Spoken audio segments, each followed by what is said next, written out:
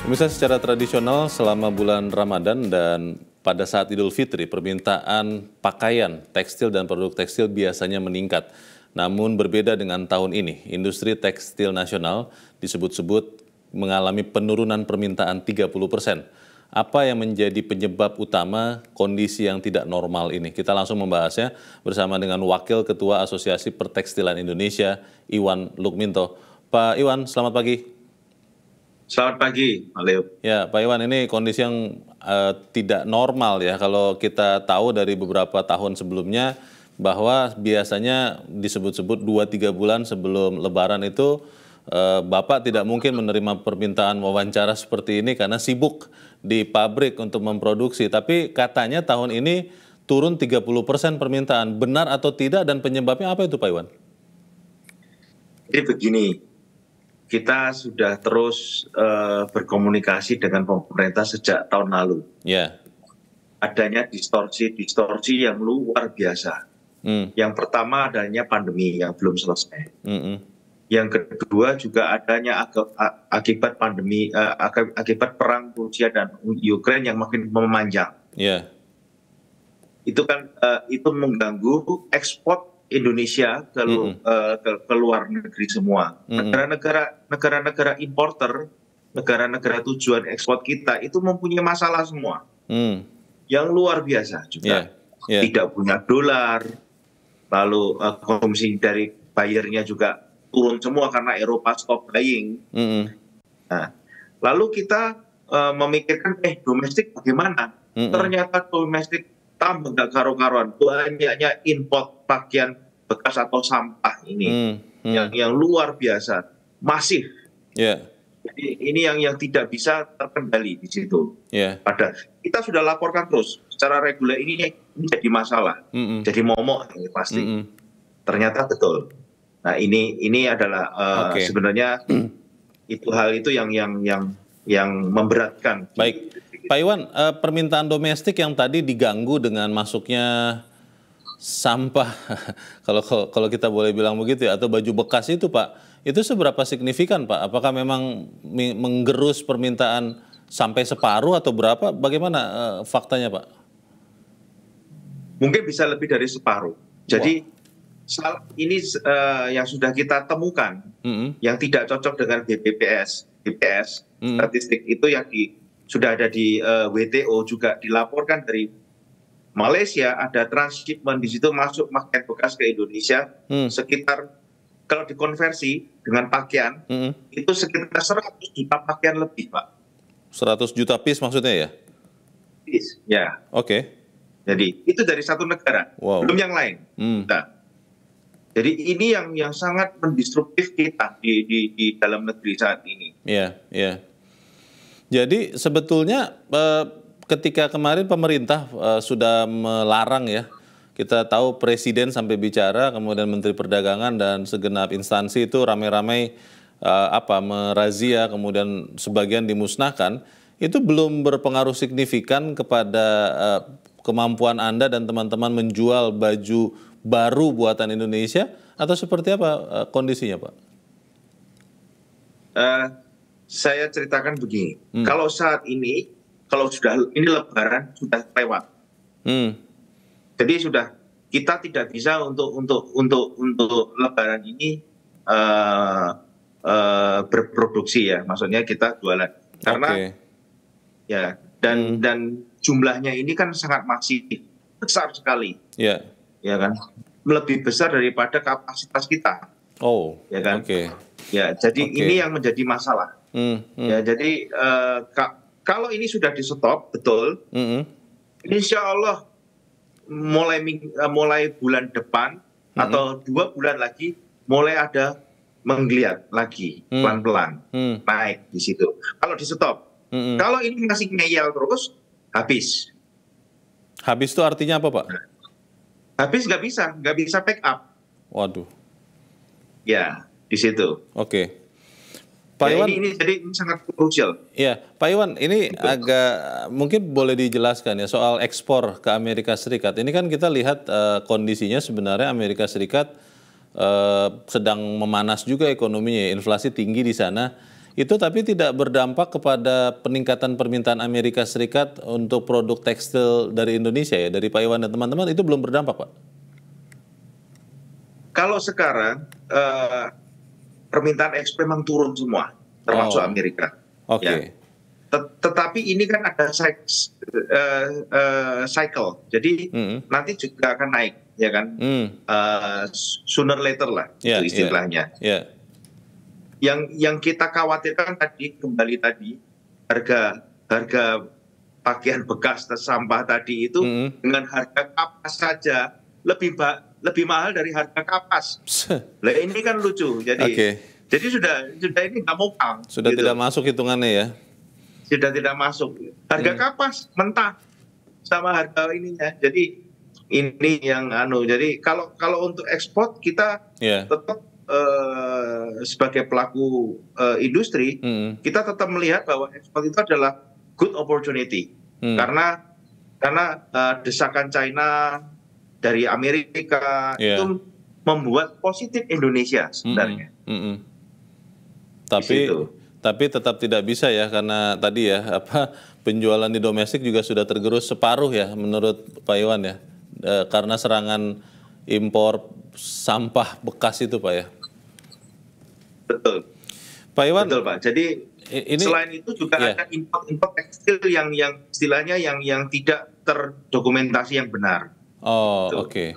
Pak Iwan, ini kan jadi kelihatannya suram ya untuk prospeknya industri tekstil dan produk tekstil. Apa yang masih bisa diupayakan, Pak Iwan, oleh teman-teman di Asosiasi Tekstil ini supaya kemudian tidak ada lagi PHK lebih lanjut mungkin, Pak Iwan? Bagaimana, Pak? Ya, memang teman-teman di tekstil ini adalah daihat, Pak. Daihat. Mereka adalah berjuang betul. Mereka mempunyai minimum satu owner itu mempunyai 1.000 orang. Iya. Ya, jadi di tekstil ini banyak mempekerjakan pekerja. Iya. Dan mereka saat ini kita ini melakukan inovasi-inovasi yang menambah varian tekstil yang lebih. Saat ini, dan kita merangkul istilahnya pedagang-pedagang itu yang memainkan pakaian bekas atau thrifting ini untuk kita ambil dari barang kita bisa kembangkan. Dan mereka mau itu, Pak? Mereka mau, dan ini adalah solusi besar di situ. Iya. Ya. Pak Iwan, ini kan kalau kita bicara tadi dua penyebab ya, lemahnya permintaan impor karena dari sisi Amerika Serikat dan Eropa kepada produk tekstil Indonesia, itu kan yang pertama efek pandemi, kita melihat perkembangannya sekarang sudah lebih baik. Tapi yang lebih berat kan perang Rusia-Ukraina yang kita juga tidak tahu kapan selesainya dan kalaupun selesai berapa lama pemulihannya.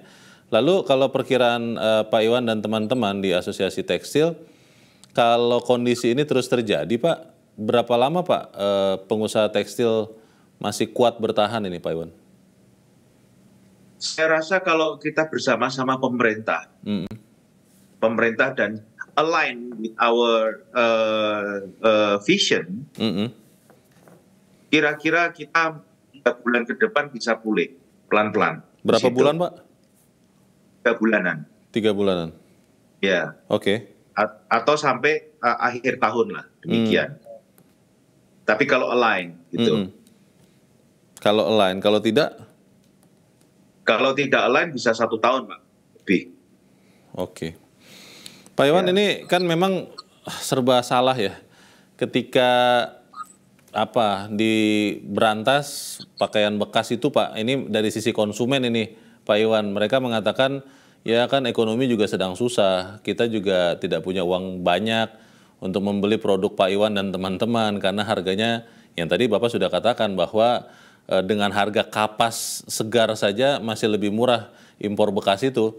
Berarti apakah memang tidak bisa, Pak, misalnya dikembangkan varian tekstil atau baju yang baru tapi bisa bersaing harganya itu, Pak Iwan, dengan sampah impor itu, Pak?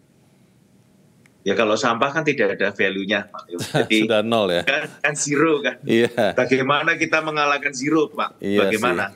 Itu jadi tidak. Jadi not comparable, tidak ini Iya, sudah lain, ya kan? iya. Binatangnya udah lain istilahnya, it's a different Iya. animal ini, Mm-mm. gitu. Jadi kalau kita head to head dengan China untuk produk baru, Mm-mm. kita kompetitif, Masih bisa ya bersaing ya? masih bisa. Hmm. No worry with that, Ya, maksudnya, ya, ya kan? ya. Tetapi kalau dengan ada persaingan-persaingan yang tidak benar, maksudnya tidak benar itu dalam arti disubsidi, misalnya di under invoice, lalu nah itu nggak benar, itu nggak bisa. Hmm. Ya gitu, karena juga mereka melakukan yang sama. Iya, iya, Ya, iya. kita ekspor sampah ke Amerika, apa boleh? Nggak boleh juga, Pak. Iya sih.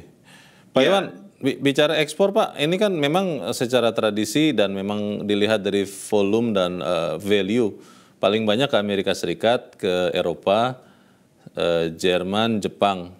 Tapi ada tidak pasar-pasar ekspor yang lain Pak yang masih punya potensi untuk bisa menyerap produk Pak Iwan dan teman-teman? Sebenarnya bisa, Pak. Jadi negara-negara kita itu kan juga produsen benang besar di Indonesia, produsen kain mentah besar di Indonesia. Kita ini ekspor ke negara-negara yang produsen tekstil juga seperti Turki. Oh, ya, seperti Bangladesh. Jadi ini masih ada chance di sini, opportunity masih besar. Ya, dan kita ke Timur Tengah juga ada. iya. Tapi itu untuk bahannya ya berarti ya, kalau Bapak barusan katakan kan benang dan kain mentah. Kalau untuk produk jadinya Pak, untuk garmennya itu kita masih bisa tidak menemukan pasar ekspor yang alternatif selain tadi yang sedang lesu ini, Pak Iwan? Sangat bisa, sangat bisa, sangat bisa. Jadi kita melihat bahwa kain jadi ini, garment ini masih bisa mempunyai opportunity yang ke traditional market, misalnya non traditional market juga. Ya, seperti pakaian gamis, seperti pakaian-pakaian yang lain di Afrika, apapun itu masih bisa, masih banyak chance-nya. Gitu. Iya, tapi pasti jauh lebih signifikan ya kalau kondisi Amerika Serikat dan Eropa pulih, itu jauh lebih memudahkan untuk ekspor produk tekstil Indonesia, begitu ya Pak Iwan ya? Terus terang kalau penggerak ekonomi dunia itu salah satunya adalah Amerika dan Eropa. Ya, jadi mereka kalau ada sesuatu yang terjadi itu pasti ada penurunan semuanya. Di China pun saat ini juga tidak baik-baik saja. Dia mencari market ya paling gampang Indonesia. Broken aja di Indonesia. Itu. Karena penduduk kita banyak ya. Pak Iwan, tadi Anda sempat katakan bahwa untuk Lebaran tahun ini sudah lewatlah opportunity untuk asosiasi tekstil, Pak Iwan dan teman-teman. Karena tadi digerus signifikan dengan sampah impor itu. Berarti peluangnya untuk tahun ini apalagi Pak? Karena kan semua produsen berharap pada bulan Ramadan dan Lebaran, Pak Iwan. Kalau di industri tekstil Pak saat ini, bagaimana kita tidak mem-PHK orang, ini yang priority. Yang kedua, bagaimana kita tetap tidak melakukan suatu libur yang panjang, karena banyak melakukan libur yang panjang saat ini karena tidak ada. Ya. Cuti-cuti bersama itu malah merugikan untuk tekstil ya Pak Iwan ya?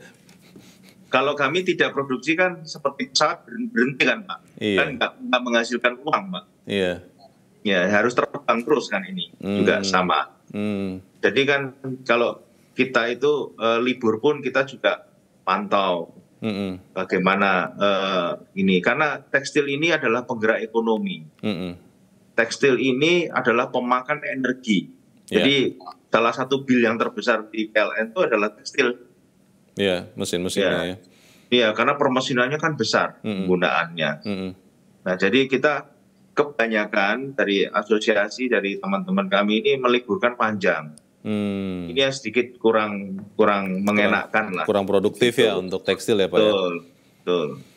Terakhir Pak Iwan, ini situasi yang sudah dilewati berapa tahun ya sejak pandemi ditambah perang Rusia-Ukraina, sekarang pukulan dari sampah impor itu Pak. Apa harapan dari Asosiasi Tekstil Pak Iwan dan teman-teman, khususnya untuk pemerintah yang harusnya sih ke depan untuk membantu teman-teman asosiasi tekstil? Apa harapannya, Pak? Jadi kalau kami, Pak, kami ini adalah orang yang istilahnya yang mensupport pemerintah Ya, pertama. Yang kedua, kami ini adalah pembuka lapangan pekerjaan. iya, Yang ketiga, kami ini adalah menciptakan new innovator atau new entrepreneurs di situ. iya, Kenapa new entrepreneurs?